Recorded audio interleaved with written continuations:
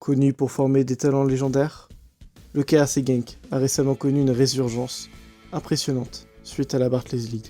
Des joueurs comme Kevin De Bruyne, Thibaut Courtois, Kalidou Koulibaly ont tous fait leur premier pas professionnel sous le maillot de Genk. Aujourd'hui, nous pouvons noter Nolan Martens, Camille Van de Perre ou encore Vic Chambaer, le nouveau Thibaut Courtois. Cette saison, le KRC Genk a terminé à la 6ème place de la Barclays League avec une performance en crescendo. Marquée par une excellente deuxième partie de saison, l'équipe a montré une résurgence remarquable grâce à son nouveau coach, Jonathan Hayden. Beaucoup de joueurs se sont révélés, comme Dolberg ou Onyedika. Décevants en Super Sub, ils vont devoir prouver qu'ils sont là dans les moments décisifs la saison prochaine. Au travail, rendez-vous dans l'atelier.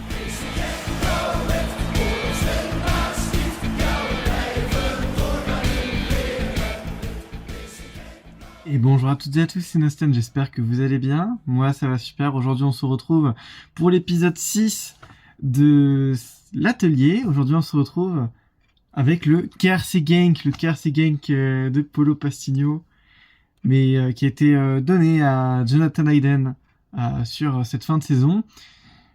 C'est un KRC Genk changeant, KRC Genk qualifié un super sub cette année. Un KRC Genk fulgurant. Pourtant, on ne disait pas ça en début de saison 2. Faut savoir que Paulo Passinho a été viré de son poste d'entraîneur et du coup, c'est Jonathan Hayden qui a repris son poste. Jonathan Hayden qui a fait du très bon boulot, tout d'abord par le mercato hivernal, où il a recruté notamment des Skovelsen, des Dolberg, ou des joueurs comme Pelmar qui a été cherché derrière les fagots. Non, franchement, le KRC Genk a très bien bossé sous les ordres du coup de leur nouveau coach américain. C'est ce qu'on va voir tout de suite. Au gardien de but, première surprise de cette fin de saison du KRC Genk, c'est Vic Chambaer qui a pris le poste de titulaire indiscutable. Pourtant, lui qui a été souvent moqué en saison 1, a pris son courage à deux mains et il est là aujourd'hui dans un poste de titulaire. Non, franchement, c'est très étonnant. On rappelle que Thibaut Courtois est formé à Genk, donc c'est pas Genk, c'est pas la première fois qu'il révèle un bon gardien de but. Vic Chambaer, lui, est franchement bon sur sa ligne. Il est grand, il est jeune. Il va sûrement rester lors de cette saison 3. Je viens juste de voir qu'il y a écrit PSV à droite, vous m'excuserez. Je vais vérifier. Non, c'est que sur cette slide-là. Ok. Avec du coup Blake et Butez en poste de remplaçant. Normalement, ça aurait dû être les deux titulaires, ou il y aurait dû avoir une alternance. Au final, les deux n'ont jamais convaincu. Blake a convaincu au poste de buteur. Donc oui, Chambaer gardien de but titulaire forcément. Non, c'est compliqué les deux. C'est compliqué, donc voilà, Vic Chambaer est forcément titulaire. Pour moi, je le vois rester en saison 3. Je vois Paulo le développer un max pour cette saison 3. À voir. Faut savoir que je parle avant du coup les super subs et les playoffs. Peut-être que vous verrez cette vidéo alors qu'on sera déjà en demi-finale de Super Sub. Je sais pas. J'avoue que là, je prends beaucoup d'initiatives rapidement pour essayer de faire tous les épisodes. Donc voilà. Donc si jamais je dis des choses qui se révèlent fausses par la suite en Super Sub, rappelez-vous que là, je prends la globalité du championnat. Je prends pas un moment comme les Super Sub qui durent finalement qu'un mois. Donc voilà, Vic Chambaer en tout cas, il est très fort et pour moi je le garde titulaire. À gauche, Kevin Rodriguez, le joueur qui est là depuis la saison 1, le joueur chouchou de Paulo, le portugais qui est très bon centreur pour un latéral gauche, / piston gauche, un ancien joueur de la Real Sociedad notamment. Moi je me rappelle en V2 quand Kevin Rodriguez était la Real Sociedad sur toujours en réserviste, mais vu qu'Apka avait oublié qu'il l'avait, du coup je le voyais tout le temps. Donc voilà. En poste de remplaçant, on a des Juan Jones et du Romance. Faut pas changer ça. Je pense que c'est une bonne base. J'ai beaucoup décrié Kevin Rodriguez parce que j'en attendais plus du joueur. Mais voilà. C'est... Non, c'est intéressant, Kevin Rodriguez, c'est intéressant. Ensuite, nous avons Andy Pelmar à gauche, dans cette défense centrale. Andy Pelmar, du coup, qui a été recruté au mercato hivernal, qui est venu suppléer Kouadi. Kouadi qui n'était pas mauvais, pas exceptionnel non plus, comme à Everton. Voilà, Pelmar qui remplit très bien son rôle, international français, peut-être qui va disputer la Coupe du Monde. Ça dépendra si Polo est objectif ou non. Je rigole, il mérite, en vrai, il mérite d'aller à la Coupe du Monde tellement sa demi-saison à Genk a été très forte. Franchement, on l'a pas vu à ce niveau-là du côté du FC Bâle, et pourtant là, Genk il s'est complètement révélé, il est devenu titulaire indiscutable aux côtés de Mourhaïd. Mourhaïd Sadiq, le joueur alors nigério-espagnol, mais il a pris la nationalité nigérienne. Donc il va jouer avec le Nigeria pour cette Coupe du Monde. Et Mourhaïd, on connaît son talent, hein, voilà, c'est le seul joueur qui a été dans les 30 nommés du Ballon d'Or du côté du KRC Genk en première saison. Peut-être qu'il sera en deuxième saison, ça je sais pas, on verra. Mais en tout cas, voilà, Mourhaïd, ça reste très solide, très complet, très fort sur ses appuis, très physique aussi. Enfin, il a tout d'un défenseur central parfait. Il manque peut-être un peu d'anticipation, peut-être des fois. Mais en tout cas, ouais, c'est un grand joueur de football, Mourhaïd, et faut pas le sous-estimer du tout. Svensson en tant que latéral droit. Svensson arrivé du coup cet été, en saison 2, qui a fait 1000 merveilles en vrai. Même quand Genk allait pas, il était toujours là, voilà, toujours complet. Certes, il est lent pour un latéral, mais c'est pas ce qu'on lui demande en vrai à Svensson. C'est surtout d'être solide sur son côté, à être complet, surtout à multiplier les efforts défensifs, voire offensifs. C'est pas le joueur le plus rapide, c'est pas le joueur le plus moderne, mais c'est un joueur sur qui on peut compter dans une équipe. Et Jonas Svensson, clairement, il n'en rien, ça veut tout dire. Donc voilà, Nolan Martens en poste de numéro 2, oui, c'est très solide pour moi, clairement. Le milieu de terrain, l'un des atouts forts de Genk, la paire Onyedika-Matadzo, est franchement de très haute volée. On va commencer par Matadzo, hein, l'ancien joueur de Monaco, qui est bon, il est bon, il aurait dû être sélectionné avec la Belgique, mais il a finalement choisi la République démocratique du Congo, suite au forcing de Paolo Pestinho pour qu'au final ils prennent l'équipe de France. Non, t'as très bien fait, Polo, t'inquiète, hein, je te love. Mais voilà, du coup, Matadzo va quand même le voir à la Coupe du Monde, vu qu'il y a un nouveau sélectionneur du côté du Congo. Sébastien Desaoli, pardon. Donc voilà, Matadzo, on va le voir quand même à la Coupe du Monde. C'est un joueur plutôt défensif, un numéro 6, qui est récupérateur. C'est un joueur qui est très intéressant. Même si je préfère son compère à côté, à Onyedika, qui est beaucoup plus box-to-box, il a la capacité de projeter à l'avant, il a la capacité à tirer de loin. On l'a vu plusieurs fois cette saison, il a marqué beaucoup de buts importants pour le KRC Genk. On ne cesse de le dire, Onyedika, c'est un des joueurs importants, voire le plus important de cette saison du côté du KRC Genk. En tout cas, voilà, on le verra aussi du côté du Nigeria, avec Mourhaïd. Dans cette Coupe du Monde, j'ai très hâte de voir ce qu'il va faire. On a Eboué Kwasi aussi sur le banc, qui est aussi un joueur très bon, qui malheureusement s'est fait bench par ce milieu de terrain, mais franchement ça reste une très bonne solution du côté du banc, qui jouera la Coupe du Monde avec la Côte d'Ivoire. Non, franchement c'est intéressant ce milieu de terrain côté Genk. Virman Grujic, j'ai un peu de mal encore à voir qui des deux va s'imposer dans ce rôle de numéro 4, mais ouais, j'ai du mal encore, mais bon, quand on a Onyedika, Matadzo et Bokwasi, c'est dur de s'imposer, clairement. Et au poste de numéro 10, on a un ancien joueur, une ancienne pépite de l'Hajduk Split. Lucas Cachavenda, qui est dans cette équipe du KRC Genk. Non, franchement, super joueur de ballon, même si c'est vrai qu'il a eu beaucoup de mal sur cette saison 2, on va pas se mytho. Mais sur cette saison 3, je sens qu'il va faire des merveilles. Déjà, la Coupe du Monde avec la Croatie, ça va être très intéressant. Voilà, j'en dis pas plus. Je ferai comme Willou un 24 joueurs, enfin un top 24 des joueurs à suivre. Enfin du coup pas un top 24, mais juste mes 24 joueurs à suivre pour la Coupe du Monde. Cacciavenda, peut-être il sera du côté de la Croatie. En tout cas voilà, c'est un joueur, on le connaît. Moi j'ai toujours adoré Cacciavenda, vous le savez bien. Son côté technique, pas très esthétique, mais son côté vraiment où il donne tout et il est là pour l'équipe, c'est un super joueur. J'ai jamais arrêté de dire qu'il avait la capacité de jouer numéro 6 à la place de Matarazzo et du coup on aurait pu mettre Jean-Pierre titulaire. C'est des choses qui n'est pas à sous-estimer. Peut-être d'ailleurs que dès que vous entendez ça, peut-être que Polo l'a tenté en super sub.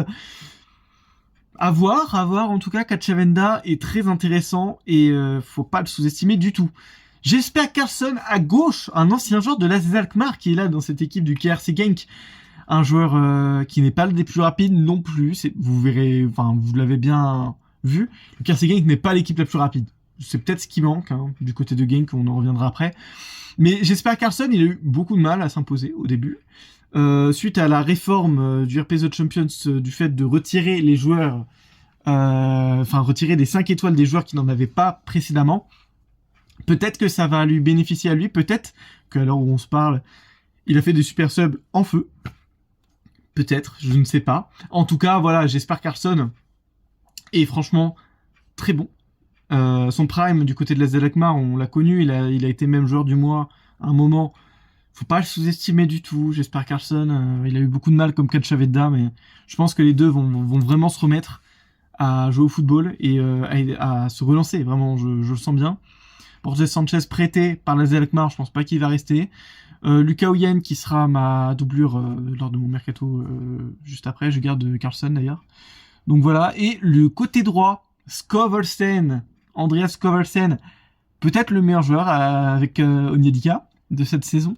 Skovelsen arrivé du PSV Eindhoven où il a été beaucoup décrié et pourtant il s'est largement imposé du côté des KRC Genk où il était titulaire indiscutable tout du long, que ce soit dans un poste de numéro 9, de faux numéro 9. Là aujourd'hui c'est dans un poste d'ailier droit qui lui correspond beaucoup plus. C'est un poste sur lequel il est formé, il est doté de très bons talents. Voilà, que dire de plus, je pense que vous le connaissez assez bien. Il n'est pas défenseur, il est attaquant, Nono. Donc voilà, c'est un super joueur de football. Clairement, c'est un joueur que beaucoup de gens aimeraient avoir dans son équipe. Le fait qu'il ait été dans l'équipe de la compétition de Super Sub l'année dernière, c'était pas pour rien. Il a reprouvé cette saison avec le KRC Genk et peut-être qu'il sera dans les 30 nommés du Ballon d'Or. Et enfin, Kasper Dolberg, le numéro 9 de cette équipe, arrivé cet hiver. Je crois qu'il en est à 10 buts en 9 matchs, Kasper Dolberg. En tout cas, c'est la recrue à retenir du côté du KRC Genk, clairement. C'est le joueur sensation de cette deuxième partie de saison. Que dire de plus à part que c'était la recrue qu'il fallait faire. Et bravo Polo pour ça, parce que c'est fort. C'est très très fort, donc bravo. Bravo d'avoir construit cette équipe. On va revenir sur les tops et les flops. Voilà, Kevin Rodriguez quand même est un flop. C'est un super joueur, mais pour aller viser plus haut, il faut un autre calibre que Kevin Rodriguez. Je mets aussi Carlson en flop, parce que je crois toujours en lui. Mais il va falloir le titiller un peu sur son poste, je pense. Donc voilà. Les tops, comme vous l'aurez compris, Onyedika, Dolberg, Skovelsen, Mohaïd aussi aurait pu faire partie des tops, mais j'essaie de me restreindre au niveau des tops. Voilà. C'est les joueurs que je retiens dans cette équipe et les joueurs que j'apprécie. Parce que franchement, Polo a fait un énorme travail. Et je tenais à lui dire bravo. Bravo déjà pour cette 6ème place amplement méritée. Et ensuite, j'espère que alors on se parle, tu as fait un bon parcours en Super Sub. J'espère que tu t'es fait éliminer par le Celtic Glasgow. Croisez les doigts. Alors, le mercato que je décide de faire avec le KRC Genk. D'abord, Samba Aéré. Il va sûrement compter sur lui, Polo, sur cette saison 3. Mais pour moi, il faut quand même un titulaire établi. Je vais chercher Geronimo Rulli du PSV Eindhoven. Je vais le relancer. Peut-être sous la forme d'après, peut-être définitivement. En tout cas, voilà, je viens de chercher parce qu'il est les bench au PSV, alors que franchement, il mérite un club où il est titulaire. Donc oui, ça me paraît intéressant d'aller chercher Geronimo Rulli pour n'importe quel club du RP d'ailleurs. Donc voilà, je vais le chercher. En défense centrale, Pelmar, je le mets aussi sur le banc parce que c'est vrai qu'il n'y a pas le niveau pour aller chercher plus haut encore. Je vais chercher un joueur qui a été très bon en amical, en amico, je sais pas comment on dit, en amical en saison 2. Je vais chercher Ethan Pinnock, le Jamaïcain de Brentford. C'est pas le plus rapide, mais il y a Moreid à côté, donc c'est pas grave. Pinnock, qui est un joueur très intéressant de la tête sur corner, mais qui est aussi un très bon stopper. Pour moi, c'est un joueur de qualité que je vois débarquer au KRC Genk, même dans un rôle de remplaçant, hein, qui vient épauler Pelmar dès qu'il a un problème. Non, franchement, ça se fait, je pense, ça se fait. Pelmar, Kouadi, du coup, en remplaçant. C'était de très bon remplaçant, franchement, c'est une super défense. À la gauche, Kevin Rodriguez, je le garde, évidemment. Je vends Derwan Jones à mon plus grand regret. Je vais chercher Estoupinian, l'ancien joueur de Brighton qui faisait des bonnes choses à Brighton en saison 1.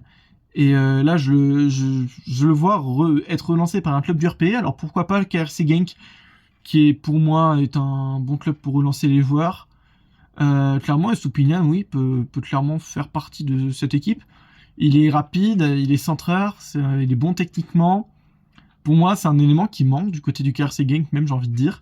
Et il apporterait peut-être de la verticalité que Genk a du mal à percevoir sur cette saison 2. Je garde Svensson à droite. Je vais quand même comment on dit ça, le concurrencer. Avec terrain Onyedika Matadzo, ça change pas. Et Bouekwasi en remplaçant, ça change pas. J'achète une concurrence aussi à Elliot Matadzo. Je vais chercher Salis Abdul Samed, le joueur préféré d'Amori, qui est du coup lensois, qui va disputer la Coupe du Monde avec le Ghana, qui est l'auteur de très grands matchs amicaux avec le Ghana, justement. Pour moi, c'est l'une des pièces maîtresses de l'équipe de Gouac. Clairement, ça peut être très intéressant de le voir sur le RP pendant toute une saison. Salis Abdul Samed, pour moi, qui mérite une chance sur le RP. Et pourquoi pas du côté du KRC Genk dans un rôle de doublure. Je verrai bien. Je garde Katchavenda en 10 avec Jean-Pierre au poste de remplaçant. C'est du très solide. Je garde Skovelsen à droite, suppléé par Prestiani. J'en ai pas parlé d'ailleurs tout à l'heure. Mais Prestiani, pareil, qui peut dépanner dans un poste de titulaire. Hein, c'est un très bon joueur aussi. Et qui, lui, a de la verticalité. Dolberg, suppléé par McLaren. Mais à gauche, vous voyez bien, Carlson n'est pas titulaire. Mais il aurait très bien pu interchanger de poste. Carlson, je le vois bien un peu partout, même au poste de numéro 10. Mais je vais aller relancer Pedro Neto du côté des Wolves, qui n'a pas beaucoup joué cette saison. Qui pour moi reste quand même un espoir déchu dans ce RP. On le pensait fort, finalement il est moite-moite. Et comme je vous ai dit précédemment, le KRC Genk est un club qui relance les joueurs qui ne sont pas au top. Certes, ça le fait pas tout le temps. Ellie Sims et Bellio, mais jeu d'acteur en carton. Ouais, Pedro Neto, du coup, je le vois bien arriver sur son côté gauche. Il est percutant, il a le côté finisseur, il a le côté aussi surprise chez lui. Franchement, ça peut être très intéressant du côté du KRC Genk. Et vous pouvez voir quand même que je suis assez optimiste. Je suis assez optimiste pour la saison 3 du KRC Genk. Pour moi, Polo a montré que cette équipe pouvait faire de grandes choses. Pour moi, je les vois minimum en super sub, voire même un peu plus haut. Top 4, peut-être, on peut aller chercher. Peut-être. J'ai beaucoup d'espoir envers ce club belge. Mais en tout cas, ils ont les capacités pour. Voilà, merci de m'avoir écouté, j'espère que ça vous a plu, j'espère que vous avez trouvé mon mercato cohérent. J'espère aussi que le format du fait que je ne diffuse plus les diapos en direct, enfin je ne surligne plus avec mon stylo, je dis tout à l'oral, j'espère que ça vous plaît aussi, j'espère que ça vous dérange pas, dites-moi en commentaire si ça vous dérange. En tout cas voilà, je suis preneur de tout retour. Et j'espère que ça vous plaît en tout cas, voilà, on est déjà au 6e épisode, ça fait plaisir. Et franchement, on va continuer ça. Allez, je vous dis tchuss.